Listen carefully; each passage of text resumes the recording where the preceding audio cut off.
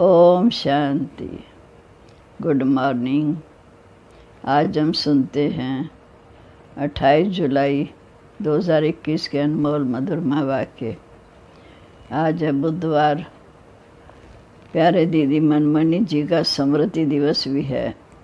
उनकी विशेषताएं, उनकी शिक्षाएं सदा हमारे सामने हैं। हम जितना उनकी शिक्षाओं पर चलते हैं उतना हमारा जीवन ऊंचा और महान बनता है, क्योंकि दीदी की विशेषता बहुत निराली थी। तो बाबा ने कहा ये पुरुषोत्तम बनने का संगम युग है। हम इस संगम युग पर पुरुषोत्तम अर्थात पुरुषोत्तम मनुष्य देवता बनते हैं। इस संगम युग की विशेषता है कि हम बाप के आगे अपना सब कुछ समर्पण करते हैं। ये सबसे बड़ा पुण्य का काम है। फिर बाबा ने कहा तुम आश्री परिवार के थे, अब ईश्वरी परिवार के बने हो। जीते जी ईश्वर ने आकर तुम्हें अडॉप्ट किया है। अब हम सर्वशक्तिवान बाप के बच्चे हैं। उनमें इतनी कशिश है जो हमारा सब कुछ छुड़ा करके अपना बना देते हैं। फिर बाबा ने कहा अब निर्विकारी संबंध में रहना है। पहले भी थे, फिर विकारी संबंध में आए, फिर बाबा आए निर्विकारी संबंध में ले जाने। ये बातें सिवाय बाप के और किसी की बुद्धि में नहीं है, क्योंकि बाबा कहते, दुनिया वाले कहते राम राज्य चाहिए, परंतु इस समय सारी दुनिया में रावण का राज्य है। राम राज्य में तो पवित्रता, सुख, शांति, संपत्ति सब कुछ प्राप्त था। रावण राज्य में तो दुख, शांति है, विकारी संबंध है। एक सीता की बात नहीं है, एक द्रौपदी की बात नहीं, एक अर्जुन की बात नहीं है। वास्तव में इस समय हम सब सीताएं हैं जो रावण की जेल में हैं। बाबा आकर हम आत्माओं को, आत्मा रूपी सीता को रावण की जेल से छुड़ाकर अपने संबंध में ले जाते हैं।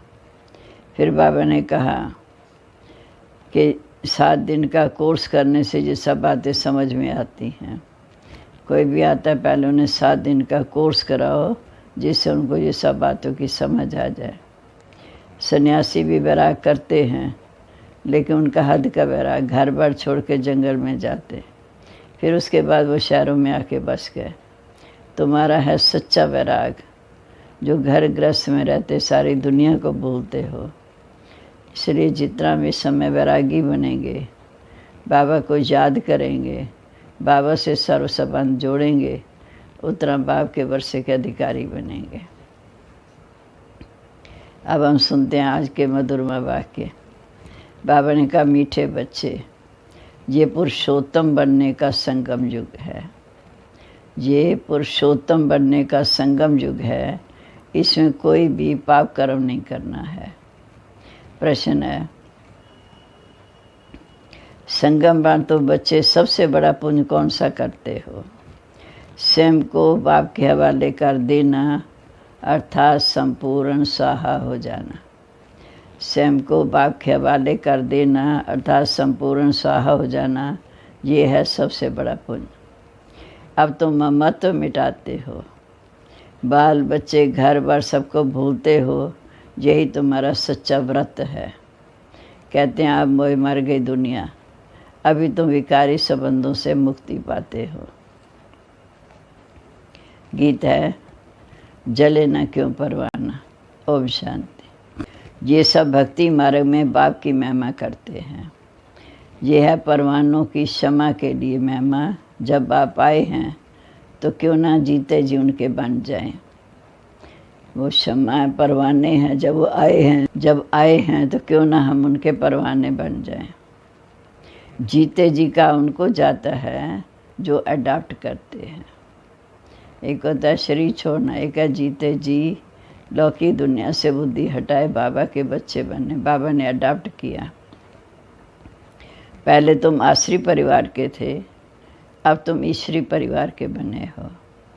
जीते जी ईश्वर ने आकर तुमको अडॉप्ट किया है, जिसको फिर शरणागति कहा जाता। गाते हैं ना, शरण पड़ी मैं तेरे, अब प्रभु की शरण तब पड़ें जबकि वो आए, अपना ताकत दिखाए अर्थात जलवा दिखाए, आकर के अपनी शक्ति दिखाए या जलवा दिखाए, तभी तो उनकी शरण में आएंगे। वह सर्वशक्तिवान है, बराबर उनमें कशिश भी है, सब कुछ छुड़ा देते हैं। बराबर जो बाप के बच्चे और बच्चियां बनते हैं वे आश्रित संप्रदाय के संबंध से तंग हो गए हैं। कहते हैं बाबा कब ये संबंध टूटेंगे। यहाँ ये पुराना संबंध भुलाना पड़ता है। आत्मा जब देह से अलग हो जाती है तो बंधन खलास हो जाते हैं। इस समय तुम जानते हो सबके लिए मौत है, और ये जो बंधन है ये सब विकारी हैं। अब बच्चे निर्विकारी संबंध चाहते हैं। निर्विकारी संबंध में थे, फिर विकारी संबंध में पड़े, फिर हमारा निर्विकारी संबंध होगा। पहले सतयुग त्रेता में निर्विकारी थे, फिर विकारी संबंध में, फिर बाबा हमें निर्विकारी संबंध में ले जाने। ये बातें और किसी की बुद्धि में नहीं है। बच्चे जानते हैं कि आश्री बंधन से मुक्त होने का पुरुषार्थ कर रहे हैं। उसके लिए एक बाप से योग रखना है। आश्री बंधन से मुक्त होने का पुरुषार्थ कर रहे हैं, उसके लिए एक बाप से संबंध जोड़ना है। उस तरफ है रावण संप्रदाय, इस तरफ है राम संप्रदाय। ये बातें दुनिया नहीं जानती। कहते हैं राम राज्य चाहिए, परंतु सारी दुनिया इस समय राम राज्य में है। ये बातें कोई समझते नहीं। राम राज्य में तो पवित्रता सुख शांति थी, अब नहीं है। परंतु जो कहते हैं उनको महसूस नहीं करते। कहते हैं राम राज्य चाहिए, परंतु उसमें क्या था महसूस नहीं करते। गाया जाता है कि ये आत्माएं सब सीताएं हैं। एक सीता की बात नहीं, ना एक अर्जुन की बात है, ना एक द्रौपदी की बात है। ये तो अनेकों की बात है। दृष्टांत एक का देते हैं। तुमको भी कहा जाता तुम सब अर्जुन मिसल हो। अर्जुन अर्थात जिसने बाबा की श्रीमत परमाण जो शिक्षाएं हैं जीवन में धारण की हैं, उसे कहते अर्जुन। तुम कहेंगे अर्जुन तो एक भागीरथ हो गया, ब्रह्मा बाबा। बाप कहते मैं साधारण बुरे तन में ये रथ लेता हूँ। साधारण जब इनकी आयु 60 वर्ष की, बूढ़े तन में इनका धार लेता हूँ। उन्होंने फिर चित्रों में घोड़ा गाड़ी दिखाया। इसको अज्ञान कहा जाता है। बच्चे समझते हैं ये शास्त्र आदि जो भी हैं सब भक्ति मार्ग के हैं। ये बातें कोई समझ ना सके जब तक 7 रोज समझने का कोर्स ना लें।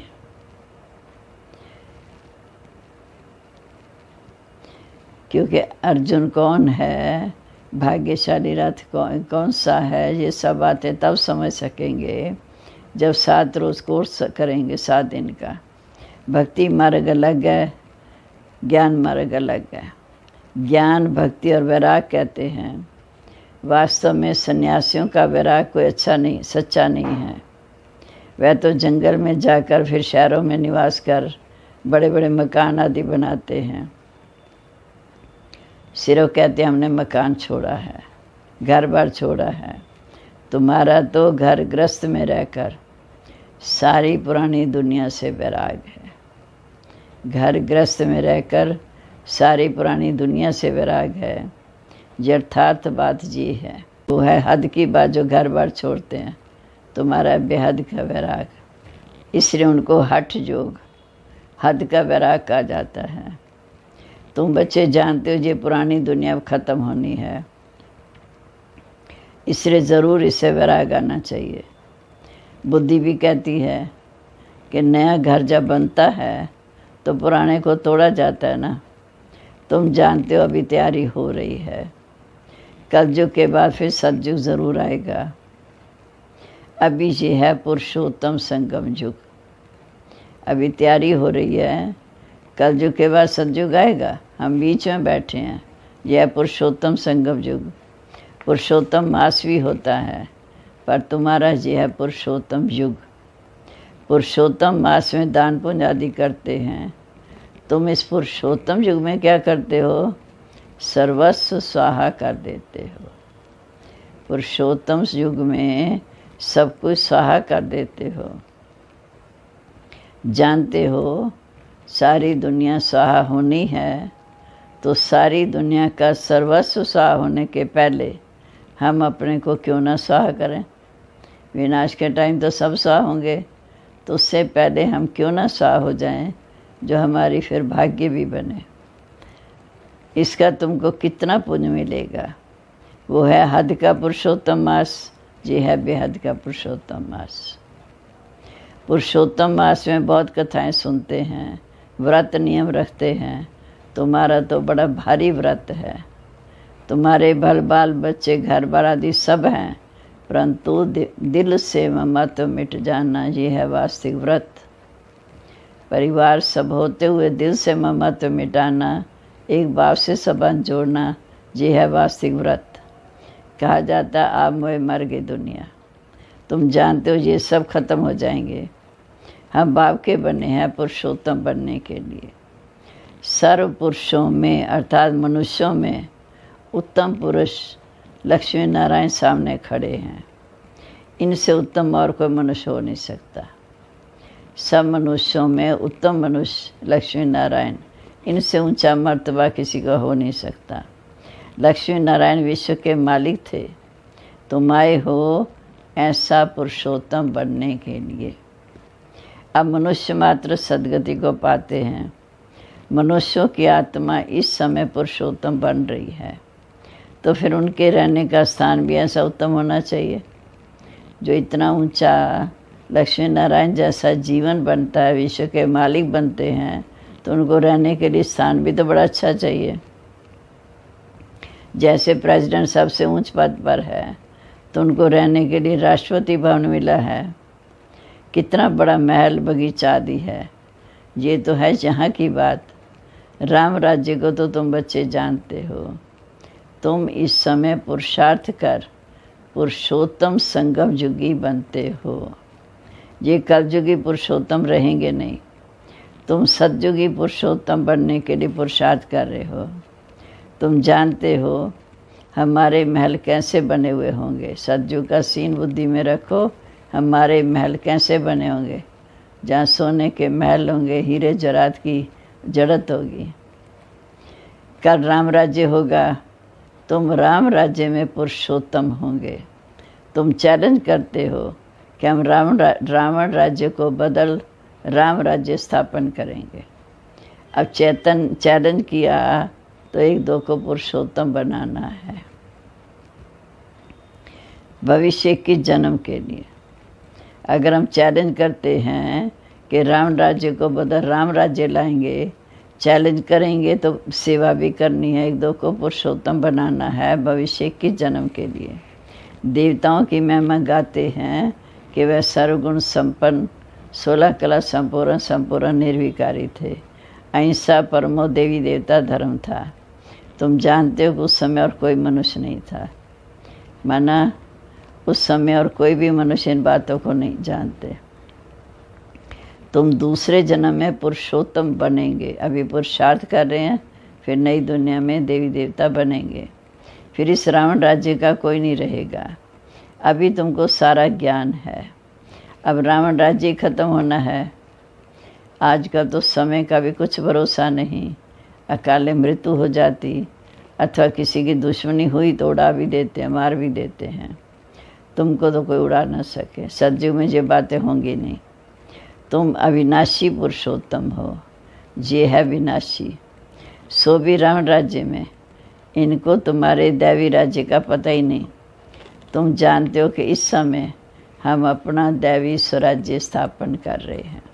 बाबा की श्रीमत पर हम इस समय अपना दैवी स्वराज्य स्थापन कर रहे हैं। जिनकी पूजा होती है ज़रूर वो अच्छा कर्तव्य करके गए होंगे ना, ये तुम जानते हो। देखो जगदम्बा की कितनी पूजा है। अब ये इस समय है ज्ञान गणेश्वरी। तुम जगत अम्बा की बच्चियाँ हो, ज्ञान गणेश्वरी। फिर जाके बनेंगे राज राजेश्वरी। दोनों में उत्तम कौन? ज्ञान ज्ञानेश्वरी या राज राजेश्वरी? ज्ञान ज्ञानेश्वरी के पास अनेक प्रकार की मनोकामना सुनाते हैं, अनेक चीज़ें मांगते हैं। जगदम्बा के मंदिर और लक्ष्मी नारायण के मंदिर में बहुत फ़र्क है। जगदम्बा का मंदिर बहुत छोटा है, छोटी जगह में भीड़ बहुत पसंद करते हैं। श्रीनाथ के मंदिर में भी बहुत भीड़ होती है। कपड़े का सोटा लगाते हैं, हटाने के लिए कपड़े का सोटा लगाते हैं। कलकत्ता में काली का मंदिर है, कितना छोटा है। अंदर बहुत तेल और पानी रहता है, उसमें तेल डालते हैं। अंदर बड़ी खबरदारी से जाना पड़ता है, बहुत भीड़ रहती। लक्ष्मी नारायण का मंदिर तो बहुत बड़ा होता है, जगदम्बा का छोटा सा क्यों? क्योंकि जगदम्बा इस समय है, जगदम्बा गरीब है तो मंदिर भी गरीबी का है। वह सोकार है तो मंदिर में का मेला नहीं लगता है।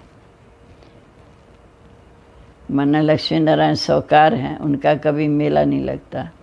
जगदम्बा के मंदिर पर बहुत मेले लगते हैं, बाहर से बहुत लोग आते हैं। माँ लक्ष्मी का भी मंदिर है, ये भी तुम जानते हो। इसमें लक्ष्मी भी है तो नारायण भी है। माँ लक्ष्मी अर्थात 4 भुजा वाली लक्ष्मी भी है, नारायण भी है। उनसे सिर्फ धन मांगते हैं क्योंकि वह धनवान बनी। यहाँ तो अविनाशी ज्ञान रतन है। लक्ष्मी से धन मांगते हैं, जगदम्बा से सब मनोकामना पूर्ण होती।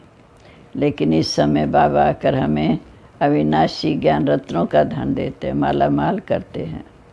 वह तो धन के लिए लक्ष्मी के पास जाते, बाकी अनेक आशाएं रख जगदम्बा के पास जाते हैं। तुम जगत अम्बा के बच्चे हो, सबकी मनोकामना 21 जन्म के लिए तुम पूरी करते हो।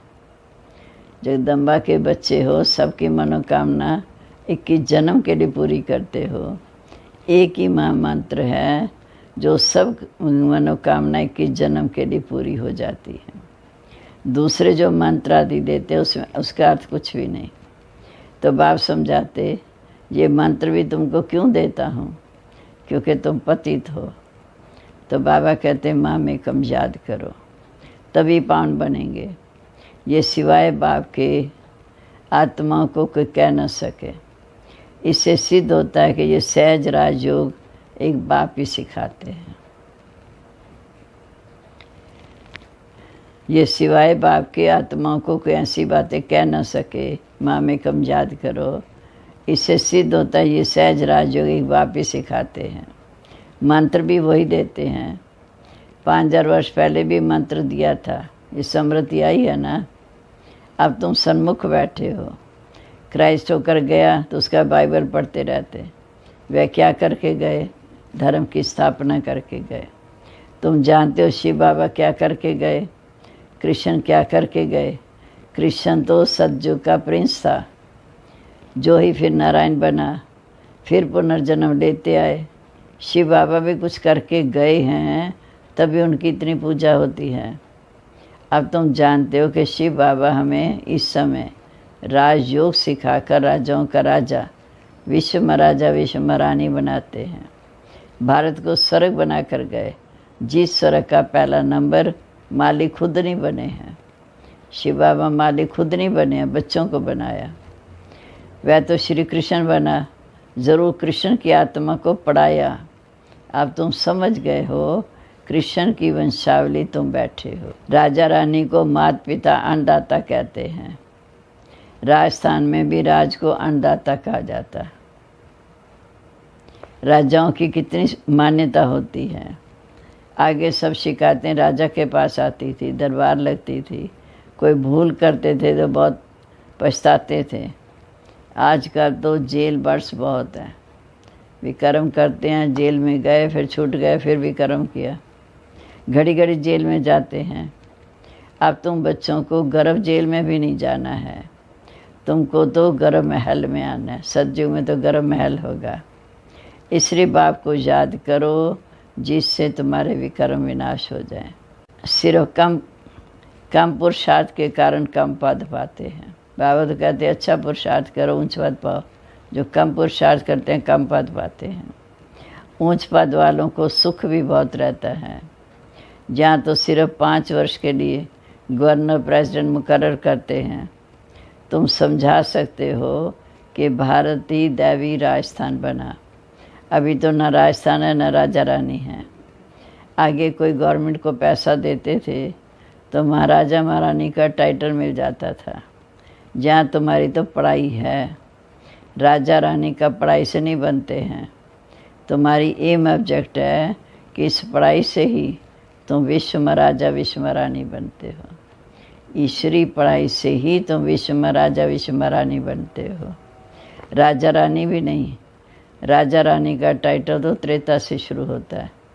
सतयुग में विश्व महाराजा विश्व महारानी, द्वापर से राजा रानी।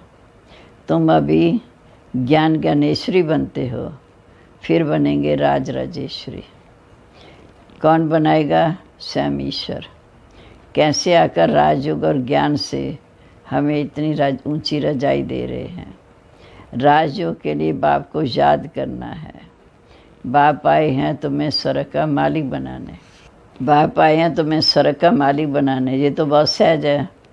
हेवन स्थापन करने वाला, स्वर्ग स्थापन करने वाला गॉड फादर है। हेवन में तो हेवन की स्थापना नहीं करेंगे, स्वर्ग में तो नहीं करेंगे, संगम पर करेंगे। ज़रूर बच्चों को संगम पर पद मिलता है, इसलिए इसको कहा जाता है सुहावना कल्याणकारी संगम युग। बाप कितना बच्चों का कल्याण करते हैं, जो स्वर्ग का मालिक बनाते हैं। कहते भी हैं कि परमपिता परमात्मा नई दुनिया रचते हैं, परंतु उसमें कौन राज्य करते हैं ये किसी को पता नहीं। तुम समझते हो राम राज्य किसको कहा जाता? उन्होंने तो राम राज्य को भी लाखों वर्ष दे दिए, कलयुग को भी 40,000 वर्ष दे दिए। बाप कहते मैं आता हूँ इस पुरुषोत्तम संगम युग पर आकर ब्रह्मा द्वारा विष्णुपुरी की स्थापना करता हूँ। सत्यनारायण की कथा तो ये है। सतयुग में तुम लक्ष्मी नारायण सर्वगुण संपन्न 16 कला संपूर्ण निर्विकारी बनते हो। फिर धीरे धीरे कला कम होती जाती। नया झाड़ तब कहा जाता है जब स्थापना होती है। नया मकान बनता है तो क्या कहेंगे? नया कहेंगे।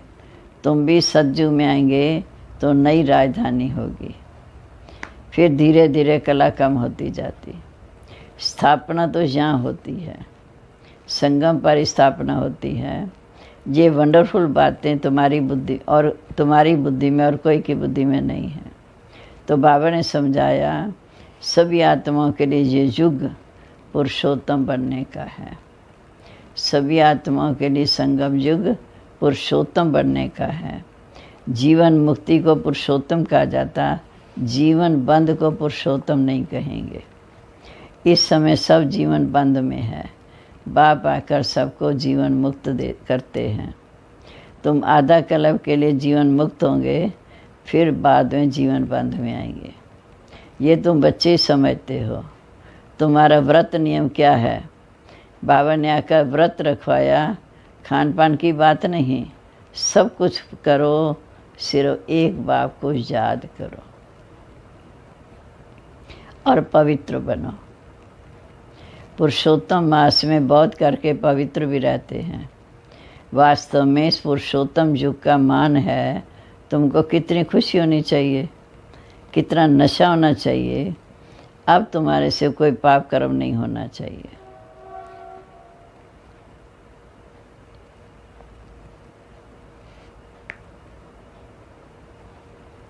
बाबा कहते इस पुरुषोत्तम युग का मान है, इसकी तुम्हें बहुत खुशी होनी चाहिए, नशा होना चाहिए।